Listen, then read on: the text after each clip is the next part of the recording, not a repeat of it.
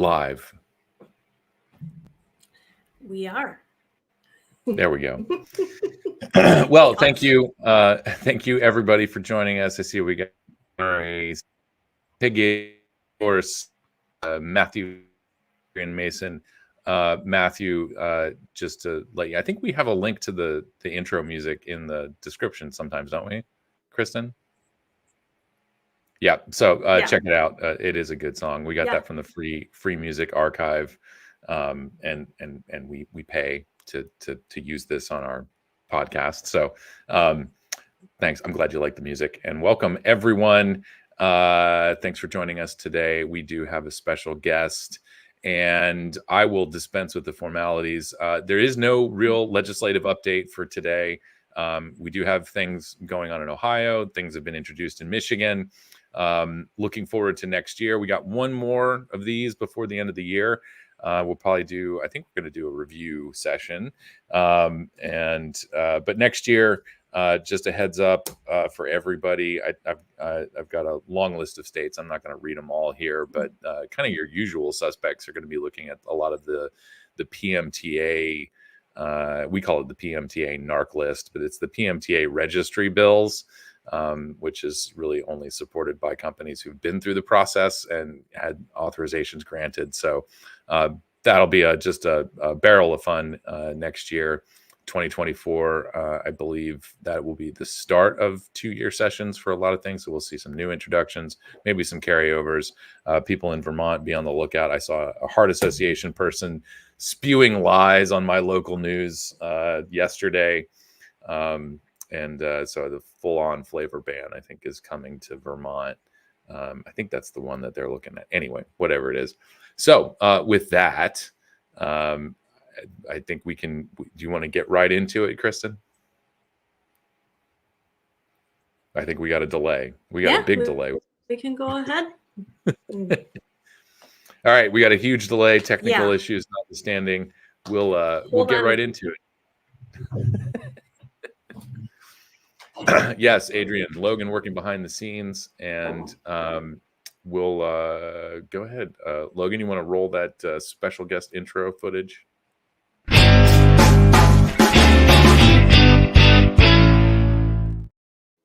All right. So while we get Kristen, I think, working on some internet connectivity issues, welcome back to the program, Lindsey Stroud. How are you doing? Fantastic. I'm hoping that I don't have internet issues as we have storms going through Northwest Florida right now. So not a great place for storms, but it's not a hurricane. It's okay. the bright silver lining of living in Florida when there's weather. At least it's not a hurricane or an earthquake or a wildfire or a blizzard.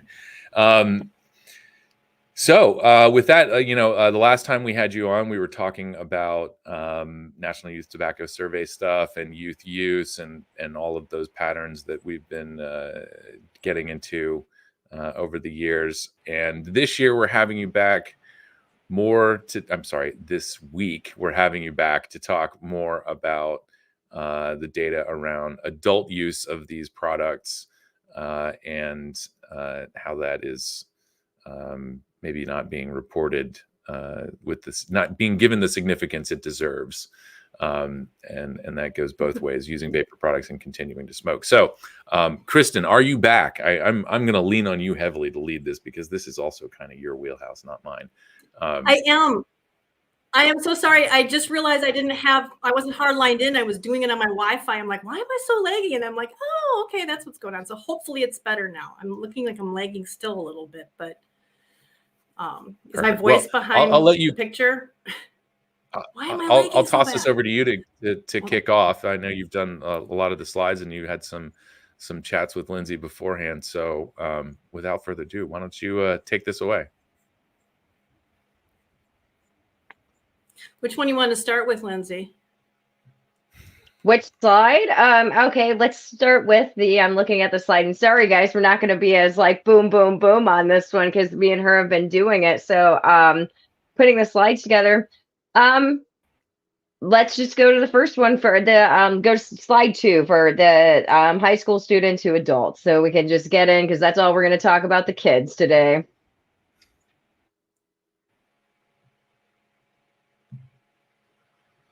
Okay, so you just want me to take over on this one. Awesome. All right. So a lot of what a couple of weeks ago, I was going back and forth with the Missouri Department of Health, and I was really upset because they made this erroneously. They just decided to rely on the percentage. And so Chris and I will actually, we should probably talk about that a little bit, but we will when we go into some other slides. So there's two numbers when you're looking at the people who are using these products. The percentage of all of these people, of youth, whenever you get the number, you'll get so what was it, what is the 9% of kids who are using e-cigarettes in 2023 or whatever? That's 9% of all kids.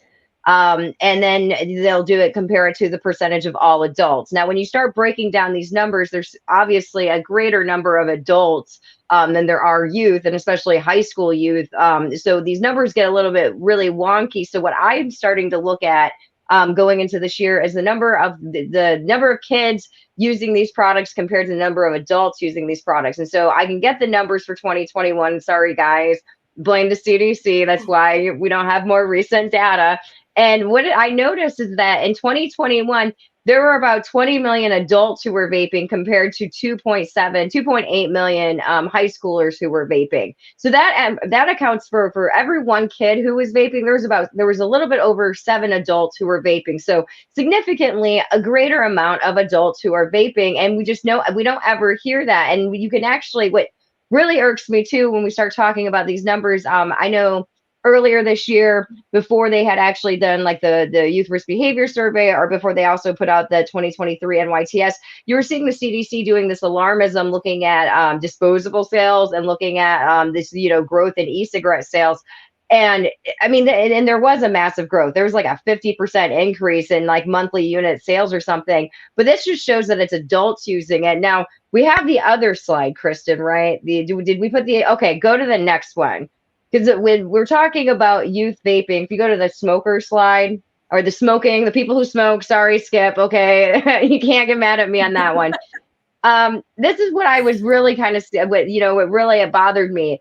There's about 37, according to the data that I'm using, there was a 37 million adults who were smoking in 2021, and there was only 586,000 over that for kids who were smoking. So for every one kid who was smoking in 2021, 63 adults were smoking. So when you start looking at that 1 to 7 number on vaping, how many of those 7 adults would be in that 63 number? I mean, and then just looking at, comparing them, the massive amounts, and we're losing why do we not care about these adults who smoke? So wanted to get, this year, and the 50 state analyses, and this will go more into my PSA too later. I know Kristen and I were talking, we wanted you guys to get more involved with your lawmakers, because I'm going to be having these numbers out here. And so you can actually be one of those people, whether you're one of those 1 in 7, or whether you're one of those former 1 in 63 adults. Now, this is for the US average. I will be having these for all 50 states. So you'll be able to sit there and find your own state on it and be able to be like, hey, I used to be that 1 in 63. And actually I would have been, I would have been 1 in 64 if I was still smoking. And that's, what we should be focusing on, because it's just so depressing. And I just did that looking at US numbers. What I will do once I get all the states done is actually find the average of all of those numbers to get even a more clearer picture. As Kristen and I were talking about it, my data is all coming from the Behavioral Risk Factor Surveillance System Survey administered by the CDC that they do annually. And it's a questionnaire that they do among adult populations, and it covers everything from demographics, including race, age, income, alcohol use, tobacco use, whether, women's health. I mean, it covers a lot of things. I'm also with the youth numbers. I'm looking at the youth risk behavior surveys, again, administered by the CDC, but they do those biannually, so every other year. So, and that you can get really state looking numbers on that one. But it's kind of amazing, Kristen. I mean, and I wish that I could get numbers for like the number of high school students in different years to see how much the adult population has grown. I could do it probably like for other years on smoking, but the CDC doesn't give us really good information on adult. When Kristen got all my data, and then she knows that like the only way we have e-cigarette data is 2016, 2017, and 2021 and 2022. So So annoying. Yeah. yeah. And this one, just to hammer her point home, putting that smoking and that vaping all in one pie chart here, you can see that the big blue section is all people who don't smoke or vape. And then you have adults smoking is the 35,600,000. And then this is all smoking, if I remember correctly. This is not just cigarette smoking when I did this. And then you've got the adult vaping, and then in the red, you've got the youth vaping. That red line there is our epidemic, you guys. That's an epidemic. But if you compare that red line with that dark teal line, they're more worried about that red line than that dark teal pie wedge, which is the adults who smoke. It just shows how crazy it is that we're not more concerned about the adults in this situation and that they're freaking out over that tiny red line compared to everything else. Did you want me to go back to any of those other slides, or did you have another point on those? No, I think this slide's great. I mean, and illustrating it and what you're talking about. And I think, yeah, it pairs well with the like one kid smoking to all the 63 adults on average that are smoking. And that, like, why do we not care about these people? And why, I mean, and yeah, that's the new numbers and everything that's kind of going down. I know that Kevin Crowley did a really good thing. Me and him have been going back and forth on Twitter, because one of the things I noticed when like earlier this year, we submitted comments to the FDA for their strategic listening session, and I was doing some research, and back when they signed the Tobacco Control Act, they had 400,000 people, were dying each year to smoking related diseases. And then what they had, the CDC had last year up on there was 480,000. So that's an increase of 80,000 people who die each year from smoking related illnesses, even though smoking rates have dropped. Like one of these days, if I get around to it, I'll go through population numbers and try to figure out what it actually, like, who's been smoking. But go ahead, Alex. Yeah, I did have something to add. If I remember correctly, actually, when I first started getting involved in all of this, so 2014 was the 50-year anniversary of the Surgeon General's report on smoking and health. And that was the year, I think they added some diseases to the list of smoking attributable diseases. And that's kind of what bumped the numbers up. I mean, we've known for decades that smoking affects every organ in your body. But I think just over time, and I don't know the politics, if there are politics behind adding those diseases, but if I remember correctly, those additions account for some of the increase in the number of annual deaths attributed to smoking. That makes complete sense now, actually, on why it changed. That saves me a bunch of time. So thank you for that, because there's really no way to actually start quantifying it. The only way I could do it is really not even looking at who's dying from these, or just who are using these products.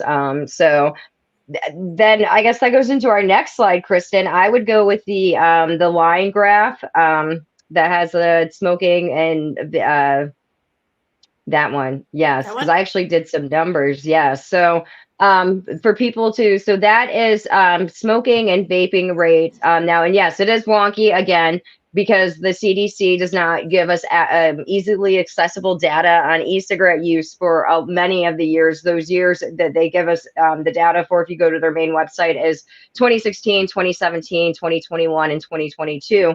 So that's, don't question we're not missing years, that's just the way that it is. So what we're looking at there is you're looking at smoking rates among 18 to 24-year-olds, 25 to 44-year-olds, 45 to 50 or 64-year-olds, and then 65 plus, as well as the vaping rates. And you can see, 18 to 24-year-olds on that one, and, they're going down.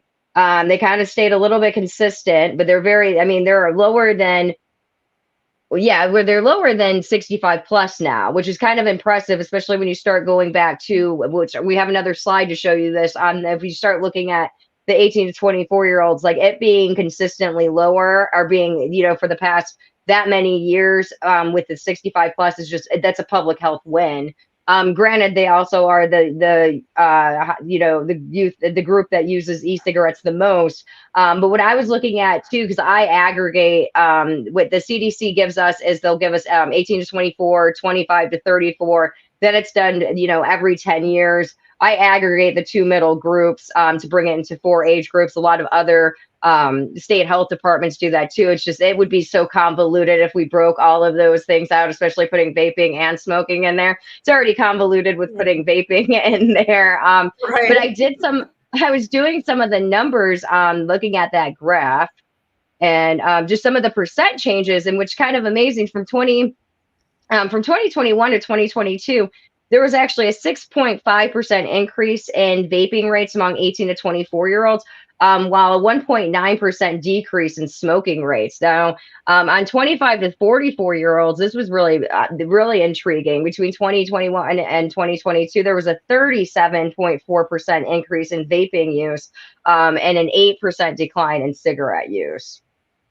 So actually from 2021, all of the things that you've seen among these age groups, you are seeing, and the only one that saw, every group saw a decrease in smoking and an increase. 45 to 64-year-olds, yes, between 2021 and 2022, their e-cigarette use increased by 20%. Their smoking only declined by 3.3%, but they're kind of set in their ways. They're a little bit older people and stuff. But I thought the numbers are just kind of amazing, and you can kind of see them in that graph right there. So when we're talking about I love that the media still keeps harping on, even though you look at an e-cigarette use among youth and it's just going straight down. But when you start looking at it and start breaking it down too among all these different age groups among adults, you're just seeing increases. Yes, it's not at 50% or whatnot, but also the CDC, for the record, the BRFSS does not ask about ever use at all. Okay. Yeah, and even with smoking, I think how they even define whether you would actually go on to do the smoking question is if you've smoked 100 cigarettes or more in your lifetime. Right. Yep. And it's okay. So just reiterate why that 18 to 24 group, those changes are so significant. Why you think those are so significant? Oh, e-cigarettes. We have that other graph. Explain it really like the smoking and vaping, because the anti-THR people are all going to be freaking out over the fact that vaping is so much higher now, and so than the smoking was. I mean, if you look at where the smoking was, that was down at a little over 15% in 2016, and now the vaping is up past 22%. So what do you say to them about that? Well, that the smoking's only way down because of vaping. I mean, yes, that's a substitute. I'm not going to sit there and deny it. I mean, in their perfect world, they don't want, them to use any product, but you do not start seeing significant declines in, vape and smoking rates up until, looking at the numbers that I have in front of me. I mean, in 2012, so 3 years after they did the Tobacco Control Act, 21.3% of 18 to 24-year-olds were still smoking. I mean, so you really don't start to see just steep declines up until after 2013 is where it just starts shooting down. And we have that graph. We can put that graph up. I mean, I did the percentage difference on it. And what I think that on that other graph, what graph is that? On the current U.S. current smoking by age group. I mean, it's just kind of amazing to see the percent differences. Is that the next one? Yes, let me see. I got too many things. Yes, that is the next one. So, I mean, what I was getting at, I mean, and people should note that on that last graph that we were showing, that was starting in 2016. So the smoking rates were much higher before that. And that's, if you were an anti-THR person, you would cut it off there. So it looks like, oh my God, smoking was so much lower. In 2016, it was only at, 15%. And look, now vaping's at 20%. So there's more vapors than there were ever smokers. They're going to try to do that. So that's why sometimes you have to look at it like this and see it stretched out properly, I guess is what I'm trying to say. Yes.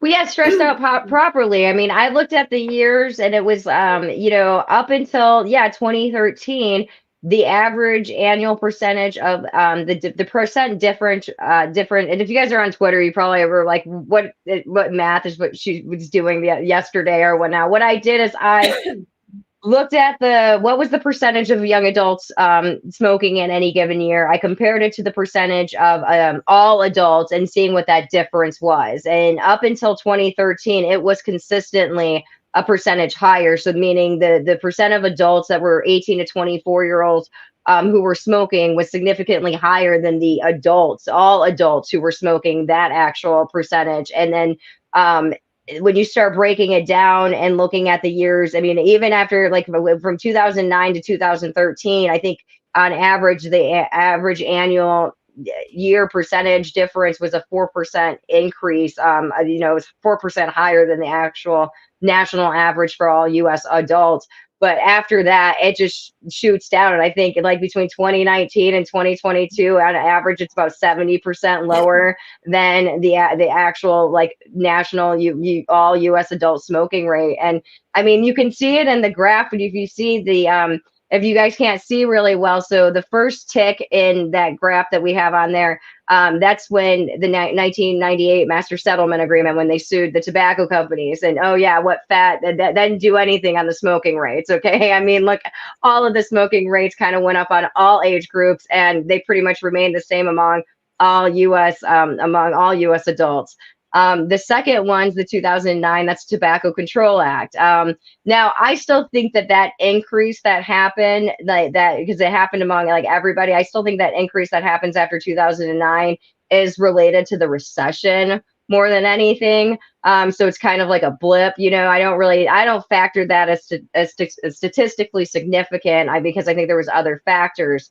The second after so you got the third tick mark is between 2009 and 2012 has been identified as market emergence of e-cigarettes in the United States. And that's when e-cigarettes pretty much hit every single US market and were widely available. The second to last tick mark is going to be 2015 when Juul entered the market. And yes, when Juul enters the market and the pod enters the market, it just boom goes down. And then the last tick mark is 2018. Which I know Kasa says, Alex says 2017. I'm going 2017, 2018. The vaping epidemic, and again, youth vaping epidemic coincides with significant reductions in smoking rates. So to hear, if you're watching this, where are all the smokers at? Right, and for those of you who are maybe on a small screen, going left to right are the different age groups, and then she's got those vertical ticks that are showing different time in the timeline as to what was happening during that time. So that's, and that darker blue one or that medium blue one that's at the top and dips down to the bottom over on the right, that is the 18 to 24 group, which is pretty significant. That's something else. It's amazing. I can show that other one too. Where's that other one that I had? I updated this I was able to update this one thanks to Lindsey's data. Now, my old one, our old one that we had was, excuse me, was based on the is the NHIS, or am I saying those NIHS? National Health Institute study survey. NHIS. The The ones that you see the CDC reports are mostly based on, and then this now is based on the behavioral one that Lindsey does her numbers on. And again, this is just every adult.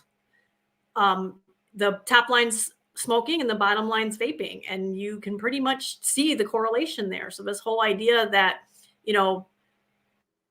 vaping's not helping people quit smoking is just ridiculous. I mean, other than our thousands of testimonials on our website, this right here tells you, that there's a correlation there. I mean, they love to do correlations no matter how loose they are. It's like everything that happens to youth right now, if they get too thin, if they get too sad, if they have a collapsed lung, if they, are too happy, it must be vaping's fault. So they can do those kind of correlations. We can do this correlation here. That's what I say. That's what I always say. I don't say it causes it.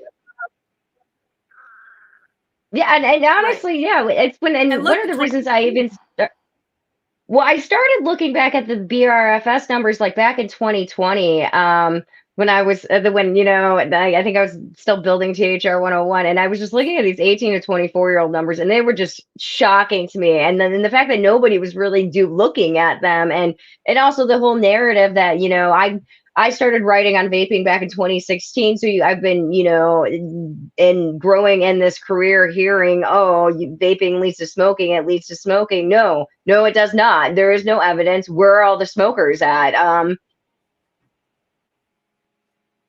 It reminds me, it gives me flashback. It gives me flashback to like what they did with freaking COVID and the CDC, like when they took when they took the people who smoke outside, when they had the comorbidities and stuff, and you were seeing that people who were smoking were disproportionately underrepresented for a respiratory disease or virus or whatnot.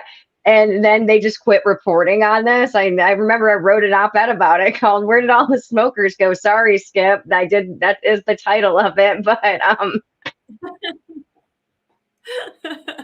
no, that's true. I did want to. And then 18 to 24.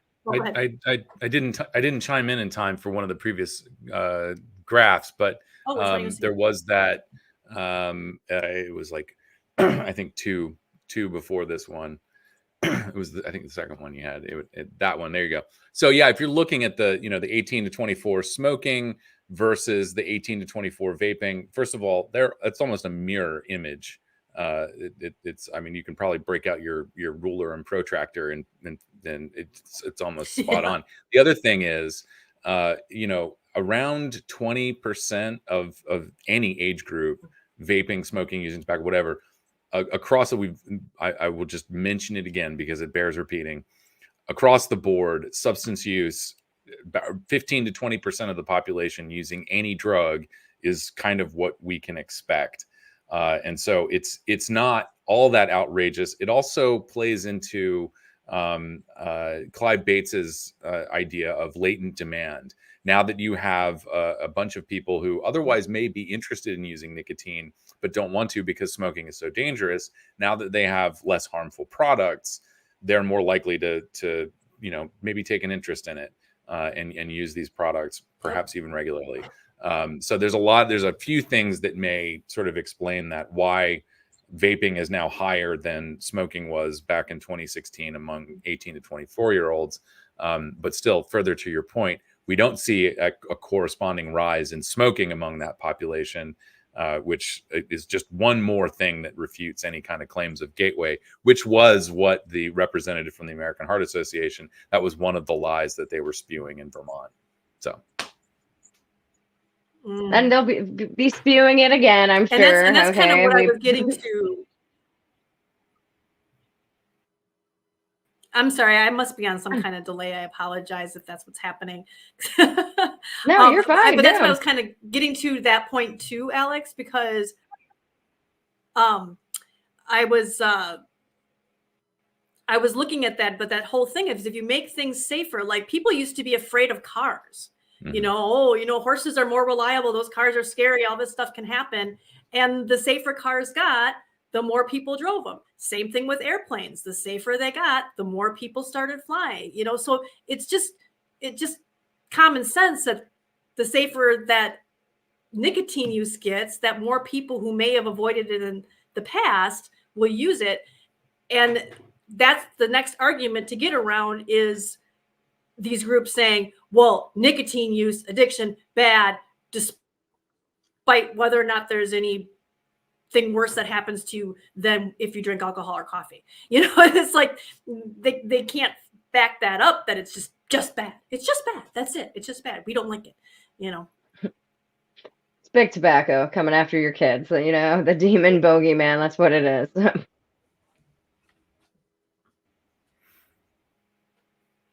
So I didn't mean to derail the flow here, but okay. Oh no. And actually, since Vermont, that should probably be our next slide. Going into the numbers on the effects of flavor bans. Oh yeah. Wait, what was this one though? So Yes, the age group one. Okay, so like I'm so sick of hearing about how is that cigarette users? Do we have the e-cigarette users too? Um, the e-cigarette users, like I know, like I'm so sick of hearing about how because like one of the arguments that they do use now, I did notice on that there's a little bit of an increase in the percent. Okay, so what? Sorry, guys. Let me take us back a step of what you're looking at.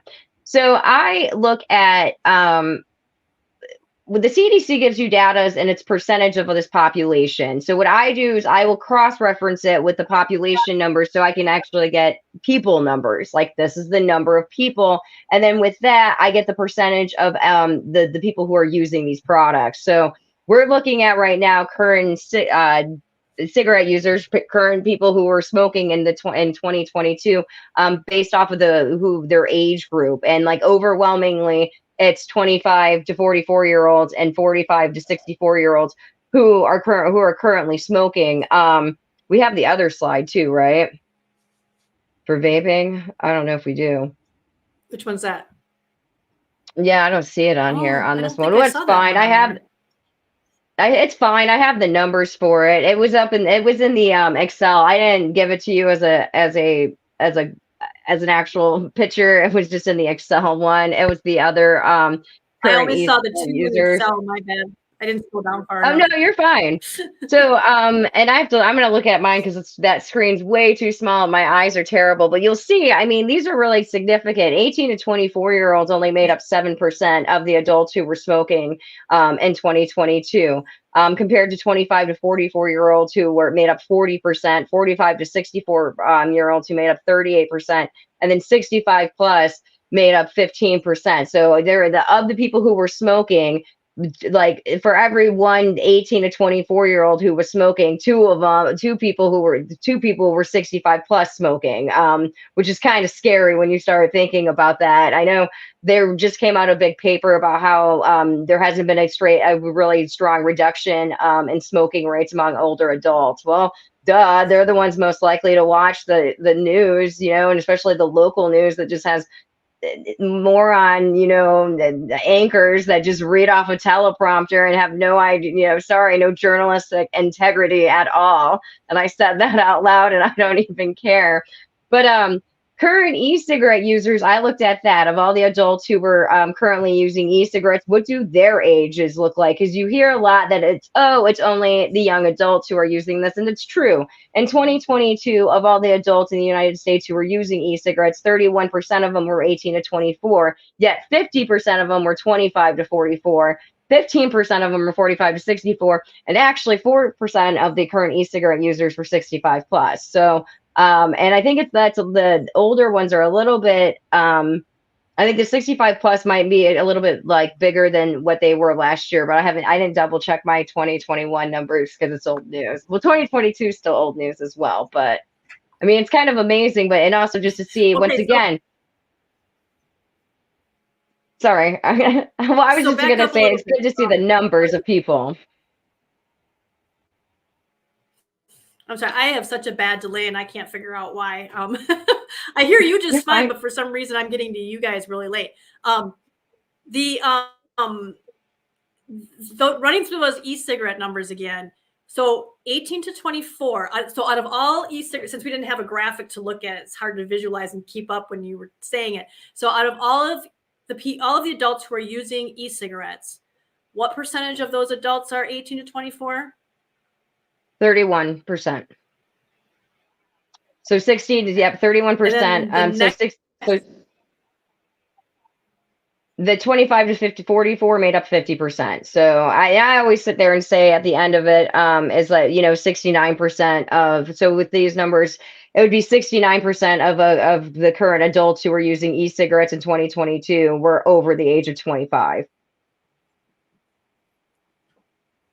How I do it. I mean, that's a better number, for all the opponent orgs that are like, oh, it's just young adults and everything. But I think too, so what if 18, and so what if it's 31% if of e-cigarette users were 18 to 24, and of smokers, only 7% were 18 to 24. Okay. 15% of smokers were, 65 plus. So, I mean, that's what we should be focusing on is once again, going back to what we're supposed to be doing is reducing the harms related to combustible cigarette use. So I mean, now it's just this anti anything that might be tobacco related movement that that's why you have so many adults smoking compared to youth.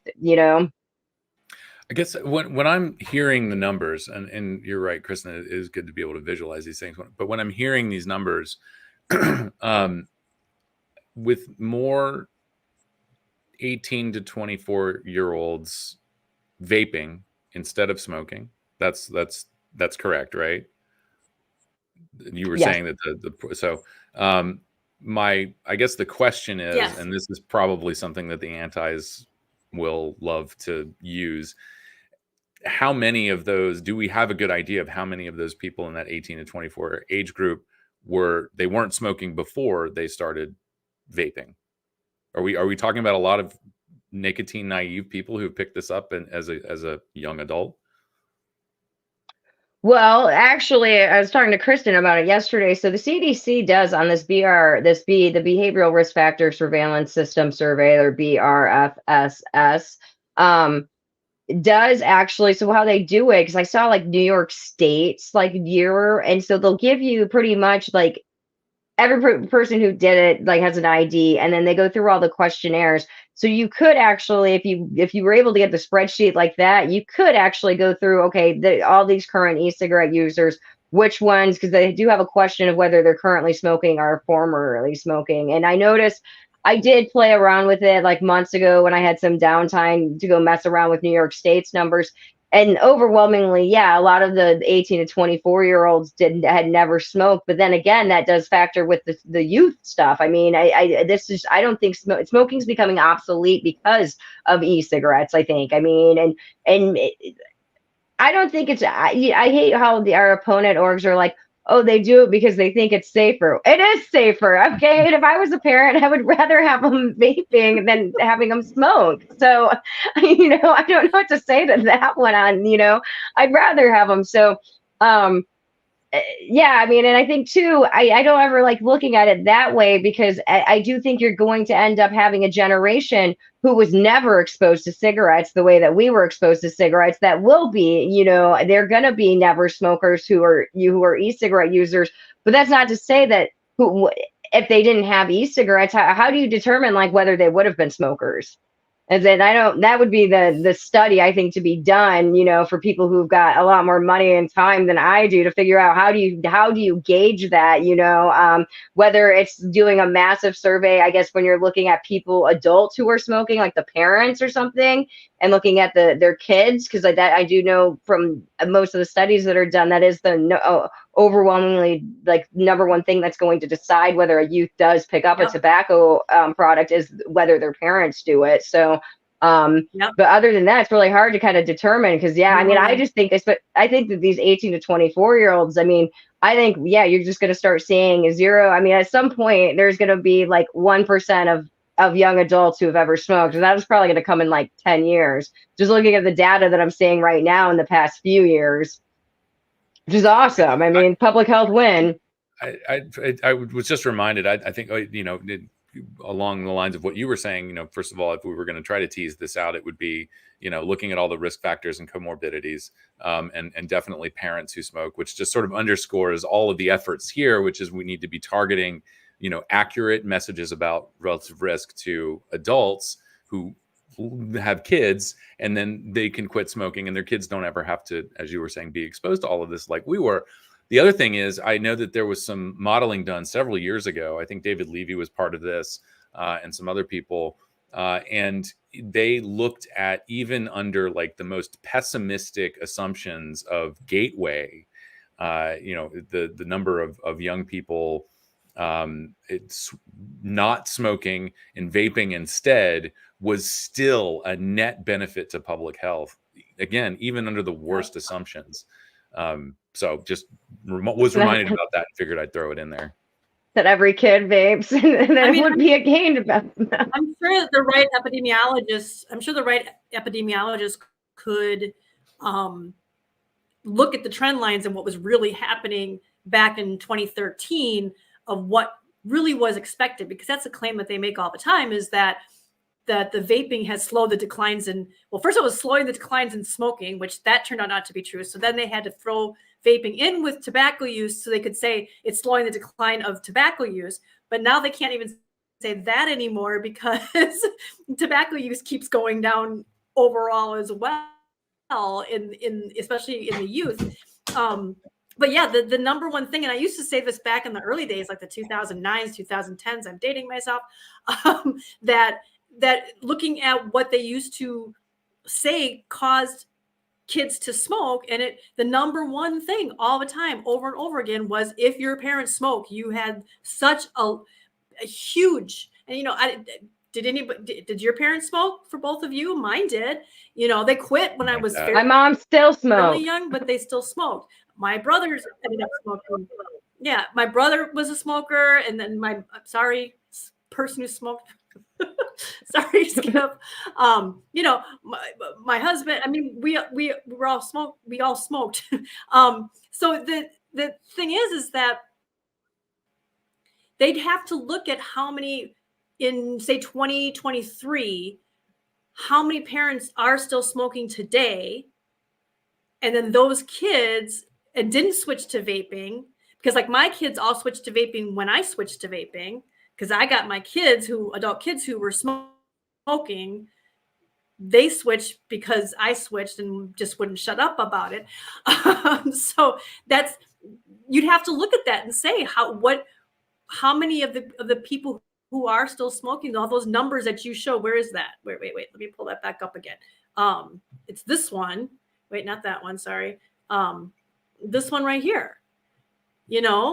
I mean, however many of those adults have kids, I mean, you use that graphic as being, how many of us would have been those people if we hadn't switched to vaping, but how many of those people have kids today that are going to end up smoking instead of vaping because they didn't switch? And that's the other thing that they don't always like to, they don't like to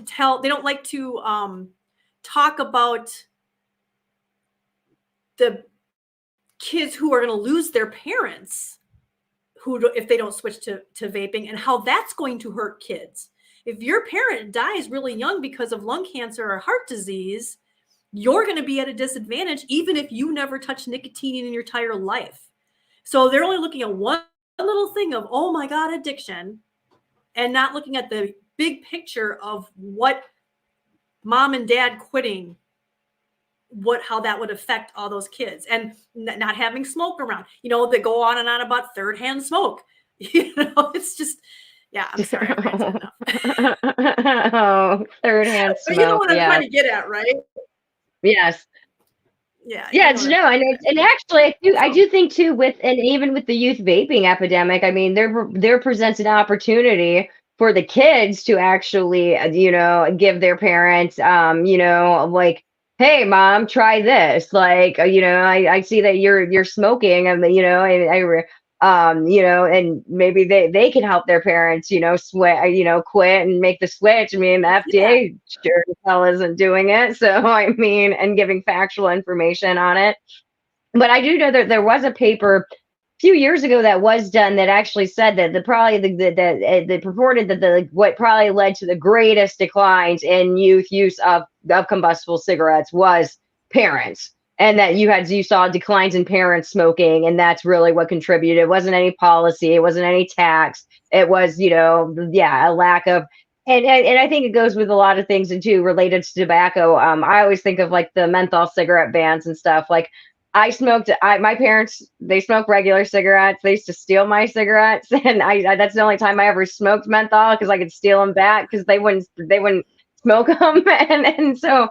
And once again, I think kids, smoke what their parents are going to smoke. So if your parents smoked a menthol, you're probably going to be more likely to smoke a menthol, versus if your parents smoked, my dad smoked Winston's. Okay. Me, I was a big fan of Marlboro Reds. All right. If I'm going to smoke it, not as hard as a Winston, but mom was like a Virginia Slim fan. And then they, low income. So they got in trouble back and, low, and they actually like, they got in trouble back in like 2010 for like shipping, cigarettes from the Indian reservations, after the 2009 Tobacco Control Act and then the PACT Act. And, I think like a lot of the, you had the federal excise tax that went into effect in 2009, but you also had like a bunch, like, I think 20 states also enacted their own state tax. And we were living in Michigan, and yeah, Michigan got really super expensive. I always joked because I moved down to South Carolina, and like actually I think Michigan did it in 2007 that their state excise tax went up and they got super expensive. If I went to South Carolina and cigarettes were like 2 for the price of 1. I would have probably quit smoking in college if I went to New York or something. I wouldn't have been able to afford it.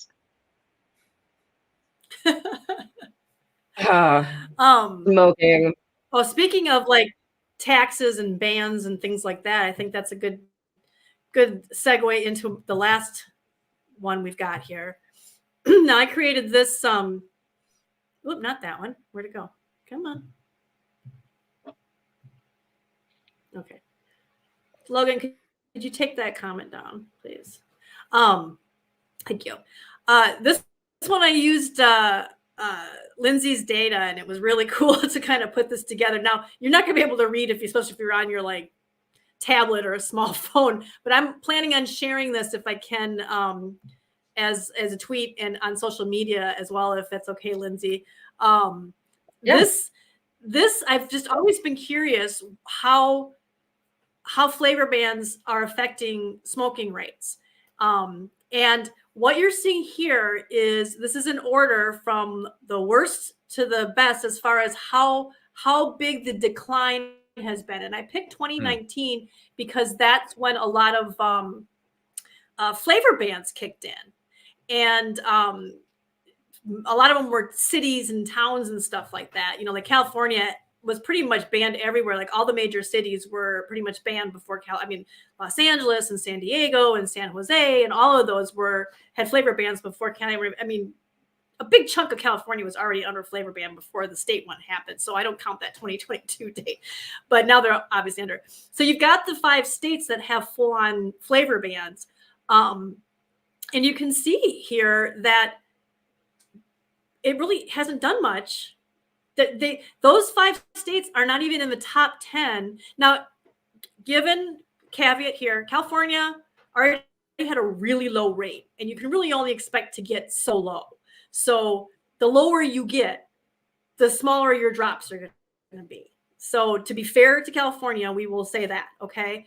But when you look at things like even New Jersey, Massachusetts, Rhode Island, New York, and you compare them like way at the end there to Kentucky, which probably doesn't even have that high of vaping rates. I don't know. I didn't put the vaping rates on here too. I thought it was going to get way too confusing. But you can see that none of those states that banned flavors managed to speed up their smoking decline from that flavor ban. It didn't make more people quit. It's not a big, you didn't see like suddenly these big drops that they're suddenly way over at the end here, like New Jersey and Massachusetts, Rhode Island, New York. They saw very small drops compared to some of these other states down at the end here, which ironically is like the heaviest smoking states with Kentucky, Louisiana, New Hampshire surprised me, Alabama, North Dakota, South Dakota, North Carolina, Georgia, Ohio, Michigan, Florida. I'm going towards as it gets lower.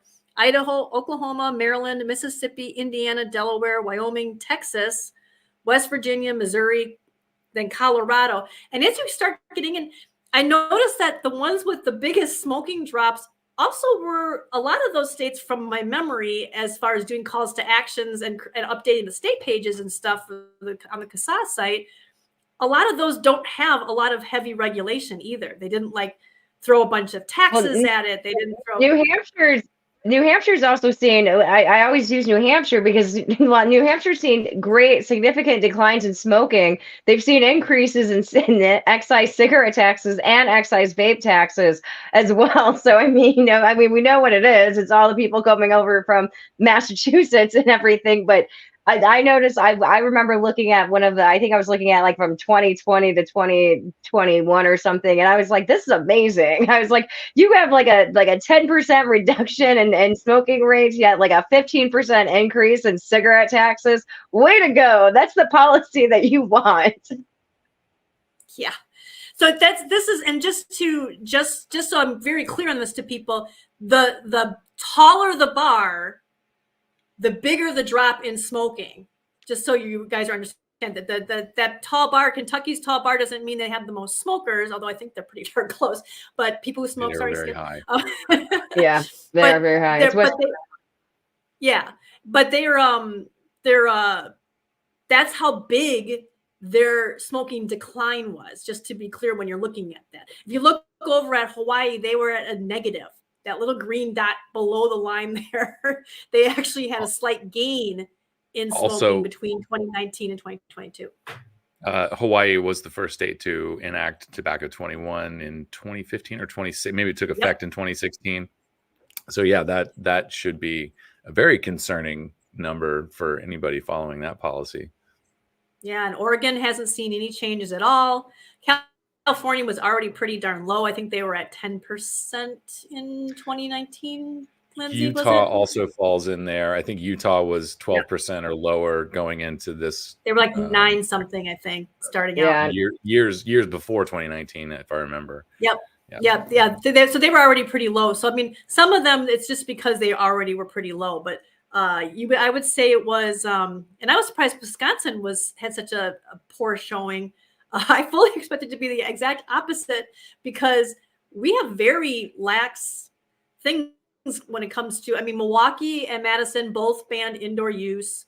But I don't think we've had any flavor bans, and we have just a 5.5% tax, but they did enact some stupid thing. I forget what it was with registration or something. And now a lot of out of state, like I can't get my favorite e-liquid from Texas anymore because they won't ship anywhere where these rules are enacted. And Wisconsin is one of them. And I have to keep finding new e-liquids because they just keep falling off because I can't, they won't ship to Wisconsin anymore or whatnot. And he marked to send me some stuff from Michigan. But that's that had a big impact, that a lot of people couldn't get their e-liquids anymore and stuff. But I thought, because we don't even have an indoor ban for them yet either. One of these days I'll have to do all of the different rules. We need to do a like I forget who does it, but the report card on like the worst people when it comes to smoking that the anti-THR people do. We should do a THR. Yeah, they all do it. I think the Lung Foundation's the one that gives it the grade, though. The A+ grading is the Lung Foundation. I think we should do a tobacco harm reduction report card. Like if you've enacted all these different policies, and we can put it right on our state pages. What do they get for tobacco harm reduction? But yeah, I think that's pretty powerful. I rated the state health departments back when I was at Heartland, when I did the first, of what ended up becoming the 50 state analyses. I know I rated the health departments on how transparent they were with their vaping related lung injuries, because some of them were just terrible on, what information they were giving you. And some of them were great. Like, this is the number of ones who were, vaping THC. Other ones are, we have this many cases. Oh, none of them are reporting on it anymore. So, they all turned them into COVID dashboards. Shouldn't joke about that, but yeah. No, but I mean, it happened. We're getting far enough away. Maybe we can start relaxing about it. Everything's white lung now. I can't wait till they blame that on vaping too. Oh yeah. 3-year-olds are getting white lung. It must be vaping. I did see, Mark, I did see your message, and I'm going to try to make this into a post so that it'll be shareable probably on Monday. So, well, we're coming up in the final few minutes of our hour. So not to put an abrupt end to the conversation or anything, but are there maybe some final points to go over here that we haven't given enough attention to? Oh yes, my PSA. So Yeah, so we're gonna have a busy. Okay, hold on. Actually, I gotta get a timer on for this. So hold on. Sorry. All right, Trying we're to gonna have a remove busy me. year. Okay, we're gonna have a busy year next year, guys. Sorry, We're Louis. going to. Well, we're trying to get this for you, Kristen. So am I good to go now? All right. All right, guys. Sorry for all of that. We're going to have a busy year next year. It looks like the federal menthol ban's not going to go through. So you know what that means, that the states are going to go really hard trying to ban menthol cigarettes. And anytime they do that, they're trying to ban vape flavors because that's really where this all kind of starts out of. Expect a lot of taxes. There's no more COVID money. There's not a lot of relief on anything. So we need to get you guys going to you contacting your state lawmakers. All of the data that we just did today, you are those people. The 50 state analysis should be up. You can use that to supplement your own stuff, but you need to be telling the lawmakers, even as simple as, hey, I'm this many years old. I smoked for this many years. I quit smoking blank years ago using vaping, and I'm vaping this flavor. Please don't take it away. So please just make sure you're contacting your lawmakers. They need to hear from you. I can only do so much with these numbers. They need to see the people who are behind these numbers. So, and we all appreciate all of your efforts on doing that, guys.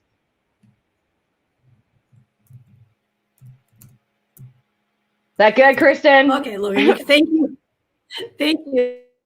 This delay is messing me up. I'm so sorry. Like I said something way before and then it didn't come up until you were in the middle of your thing. It's like, sorry about that. That's okay. Okay. We got it. It's a little bit like, it's about a minute when I was timing myself. So, but you should be able to cut some of it out for people. That's awesome. Thank you. Well, with that, I think No, that was good. all, there we go again. So first of all, thank you again, Lindsey, for coming back on, and thank you for the what is a perennial call to action, which is make sure your stories get in front of your lawmakers. We do the best we can to help people do that for very specific things, but it is always an appropriate time to reach out to your lawmakers and let them know just how successful you've been with switching away from smoking, whether it was a smoke-free, nicotine pouch, snus, even American smokeless, or going to vaping. And of course, using those products every day can significantly increase your chances of quitting smoking altogether. And perhaps maybe I'll need to get the gears working here and get some sort of nationwide engagement that makes it easier for people to get in touch with their lawmakers, so that you don't have to spend a lot of time finding the website, figuring out where you live and who represents you. We can take care of a lot of that on the front end. With all of that, thank you for the call to action. Thank you for all of the valuable information and analysis. Thank you, Kristen, for putting this in a digestible visual format for us. And as mentioned, we will get some of these, at least the one with the flavor ban stuff, up on social media so people can share that around and use that in your own presentations and messages to lawmakers.